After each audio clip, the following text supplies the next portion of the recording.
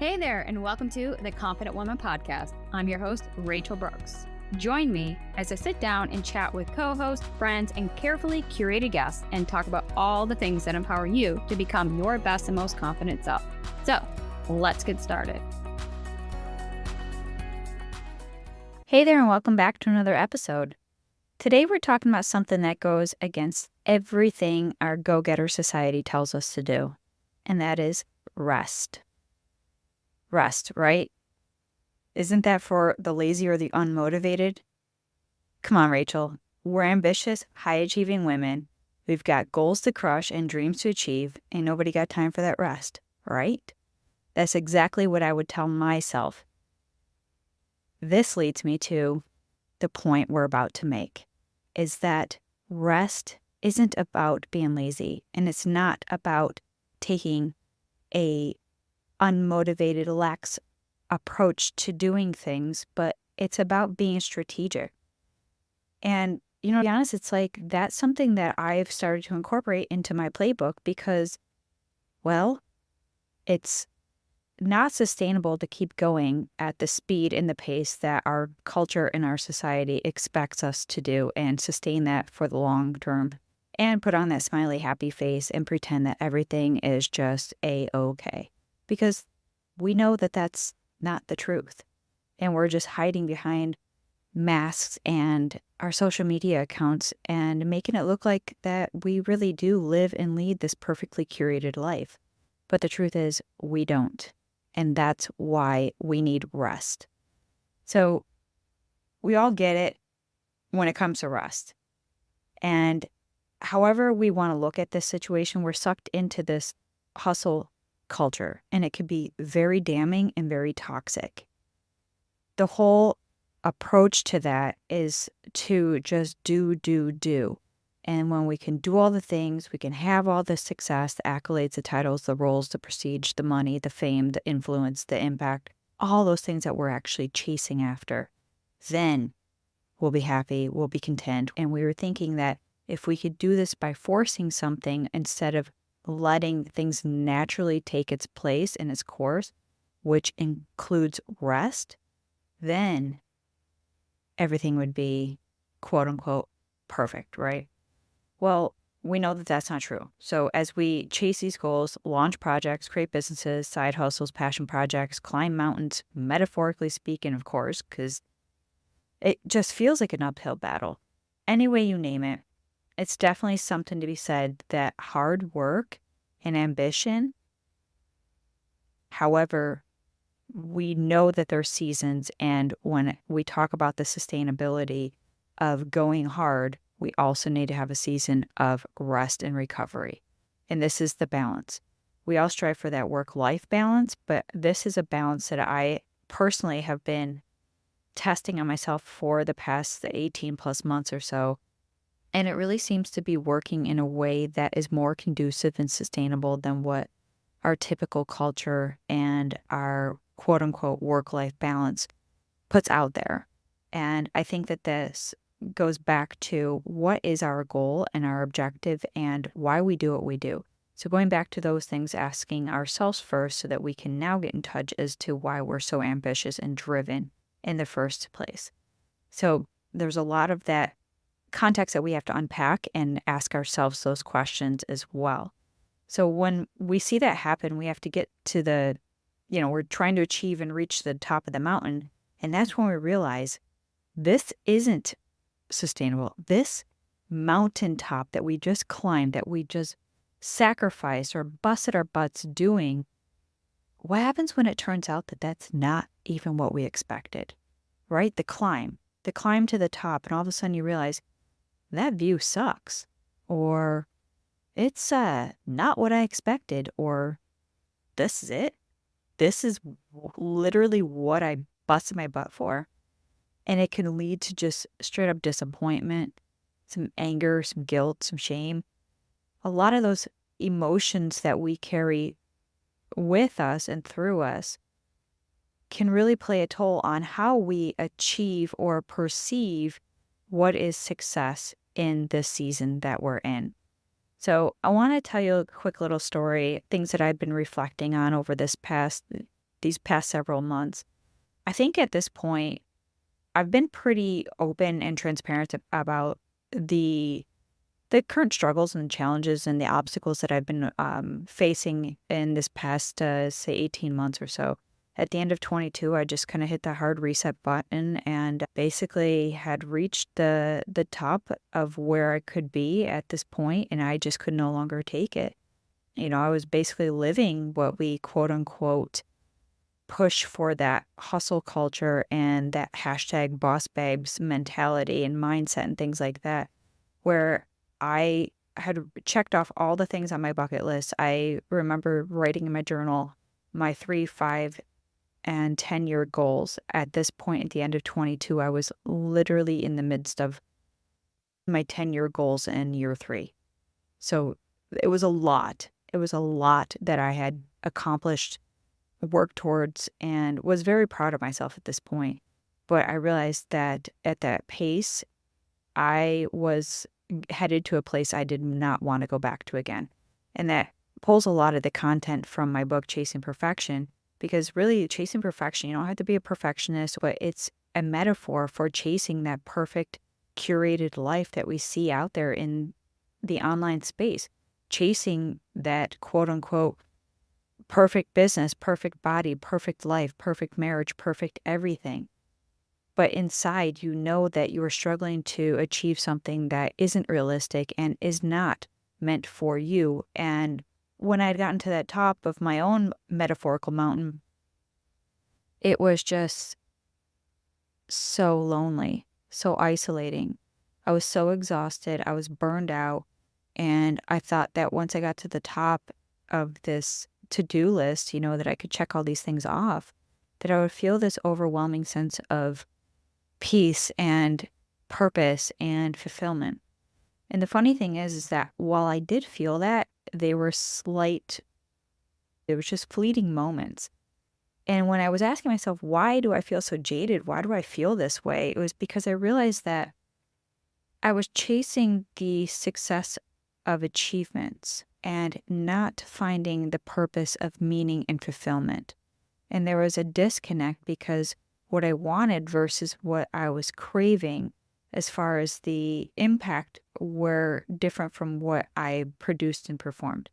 So I'm hoping this kind of makes sense. I'm just trying to like think out loud as I process this in a form because I don't know how else to explain it, but it's kind of like everything that you had hoped and expected, and then when you got there or whatever there is to you, you're like, damn, what a big letdown. What a disappointment. And that's exactly what happened. I had done so much in such a short time that I began to feel miserable. I was lonely, isolated, burnt to a crisp. Like there was nothing left in me. Mentally, emotionally, spiritually, and physically, I felt like everything was just fading away. I was constantly on edge, running on fumes, and basically one day my body just said, nope, we're done. I crashed and burned hard. And that's where I picked up all the pieces at the end of 22 and began rebuilding my life. But what did life look like? It was a life of a huge reset. It was a huge wake-up call and a reality check. And to be honest, it was the best thing that ever happened to me because when I can look back, and that's one thing that nobody can ever take from you is what you create, what you build.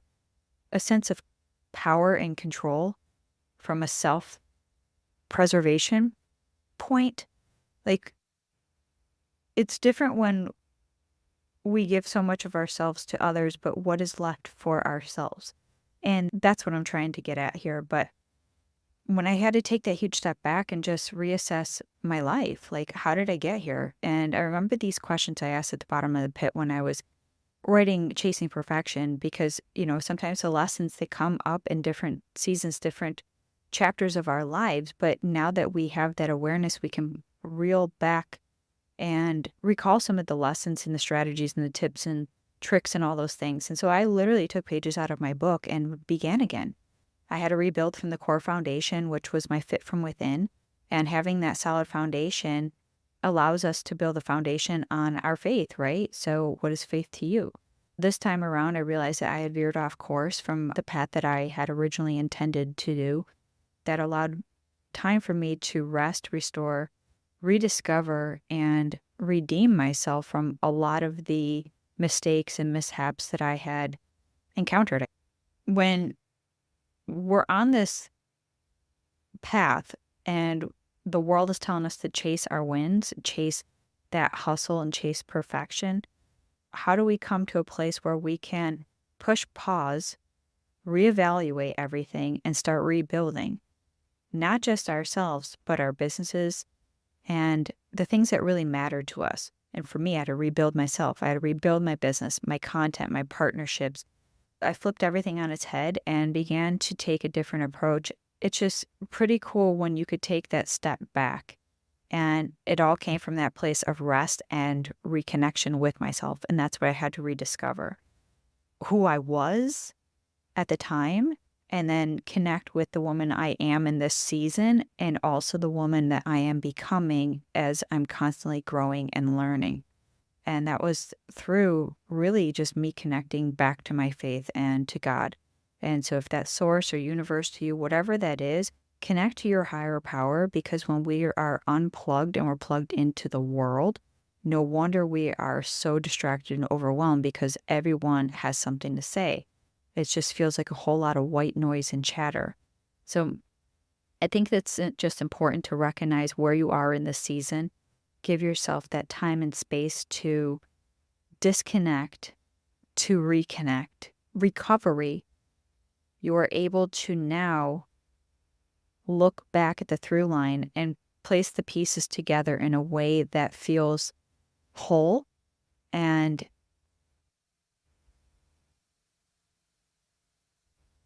conducive to the betterment of who and what you are building and becoming.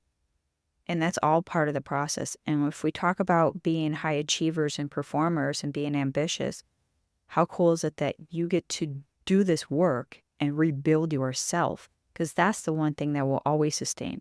Businesses come and go, courses, projects, launches, everything that you can create, it's just temporary. But what kind of relationship and the longevity of the work that we put into ourselves, that will last a lifetime. So as the world is just telling you to go do, we have to ask ourselves, are we finding joy and passion in things that we still are doing, that we're chasing? Because what we sought out to do maybe a couple of years ago is not aligning with the person you are today. And so we're trying to fit square peg into a round hole, and we might be burning out and losing that passion, that interest, that spark for ourselves, and that joy that felt like it could light up the world whenever we would think about the things that excited us. And, we have to ask ourselves, what good are these achievements if we've literally sacrificed our health and well-being in the process? And that's really where I got to that point where everything on me was just falling apart. And I said, I need to hit this eject button and save myself and let everything else crash and burn at this point. So when we look at that, and we have to ask ourselves if that hustle is worth the outcome. Because everyone has this hustle, everyone has a drive, everyone has a fire, everyone has a desire.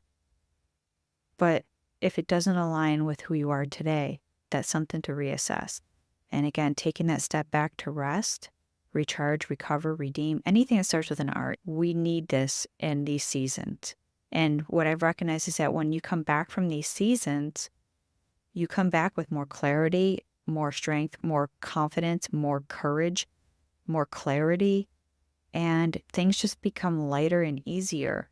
And we start to let the dust settle and the pieces just float to where they need to be so we could pick them up and start building again. It's pretty cool because when we get to that place, we realize that we can be so grateful for all these lessons and the blessings and the experiences, the good, the bad, and the downright ugly. Because we're in a season here to learn and grow. And it's all about how we become the best versions of ourselves. And we have to remember that if you are not at your best, you cannot serve the rest. And that's why we're in this business we're in. This is why we have the life and lifestyle we've created. This is why we are business owners, wives, mothers, friends, peers, leaders. We are all these roles and titles. But if we're not able to serve ourselves and recognize that for ourselves and the self-preservation, we cannot keep pushing and giving and striving when we have nothing left to give. And I don't know if this is just me in this context as well, but it's like you can't get blood from a stone, right? Like there's nothing left there to give. And that was something that really came to mind at the end of my season. And I said, that's right, I have nothing left. So for me to replenish, I have to relinquish. And that was relinquishing control and letting go and surrendering once again. And so in doing so, we're able to ditch the guilt or ditch the hustle mentality and prioritize that rest. Believe me, you will be so grateful and so thankful for it. We'll be reaping the benefits and the rewards of it as well. So you don't realize that ripple effect until you get into the mix of what you're doing, whether good or bad, it all has an impact. And we want impact and we want influence and we want income and we want all these things, right? Are we giving that to ourselves first? And those are the questions we need to really address head on. So when we're able to rest, a lot of things come up. And I know I mentioned a few of them, but I just want to touch about a few of the things that I definitely had noticed in my life. And what a cool gift to give back to yourself. So here are a few things that rest has really taught me. It allows me to hone in on what really matters. Rediscovering your passion. When you're constantly on the go, it's easy to lose sight of what truly matters. And rest allows you to reconnect with your core values and rediscover the spark that drives you. It allows you to boost your creativity because creativity thrives in a space of relaxation. Taking time off allows your mind to wander, to make new connections and spark fresh ideas. It allows you to also improve your relationships and show up fully for the people who matter most. You'll have more patience, energy, and you genuinely want to connect with these individuals and just offer so much love and support, and just your presence is such a gift. It allows you to also sharpen your focus, right? Because when we have that mental clarity, what is possible? Everything. And when we're feeling like we're shaken up and we just become this muddy, cloudy water, what can we create from a place of that? What can we even see at that place? So if you ever feel like your brain is running on fumes, think about that. Think about what you're expending. And if you don't have anything left to expend, that's a sign to take some time to rest. And rest also allows you to reset and recharge. And it leads to having that sharper focus and improved productivity, especially when you do return to work. Everything else runs smoother and faster. It's funny, when I was thinking about today's episode, I was just coming back from getting my car serviced. And because cars nowadays have all those electronic panels, and I noticed what a difference from dropping it off to picking it up, how different it drove, how everything felt new and aligned. It felt fresh. And that's pretty much what rest does. It allows you to reset, recalibrate, recover. And it's just pretty cool. If any of this episode resonates with you and you're like, man, I'm in this season where burnout is real and the detriment to your health, your mental, emotional, spiritual, and physical health and well-being, it's a real deal. Like, this is no joke. This stuff takes time to heal, time to recover. And if we're not proactive, we're living in a place where we're constantly reactive. So also some signs and cues. Are we quick to snap? Are we short-tempered, short-fused? Do we get angry and fly off the handle quickly? Do we have anxiety, worry, doubt consuming nonstop in our brain, taking up what little bandwidth we have left? These are just some signs, symptoms, and cues. When we find ourselves hitting this burnout, this dreaded end, we have to really be honest with ourselves. And taking that step back is a big admission, but it's also something that isn't needed to be ashamed of. It's natural. It's intended. It's part of our creation. We are created as human beings, not human doers. And even as scripture says, there is a Sabbath day. There's time to rest. There's time to work. There's time for seasons of every aspect in our life. Everything that we do, there's an opposite, and therefore it needs to have time in our schedules and a place in our lives and our livelihood.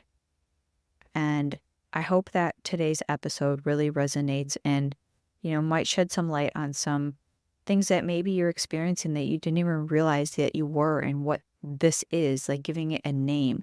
Because that's something I needed too. I didn't have a name for what I was experiencing other than this stuff sucks. And when you're at this point where this stuff sucks, that might be your signal. So I hope you enjoyed today's episode. And of course, if this is something that you're struggling with, or that you are looking just to link arms with others that are going through a season, I invite you to join the Confident Woman community, where we have these conversations, where we are linking arms together to become stronger and wiser and more informed of how we are not alone on this journey that we call life, or doing the works and the businesses that we do. So I invite you into the Confident Woman community, and it's our free community that we love to have conversations. So check the link below, and everything will be provided in the show notes. Thanks for tuning in. Until next time, take care. Hey there. Thank you so much for joining me on today's episode of the Confident Woman podcast. If you enjoyed today's episode as much as I did, please be sure to like, subscribe, and leave us a review. Thanks again for listening.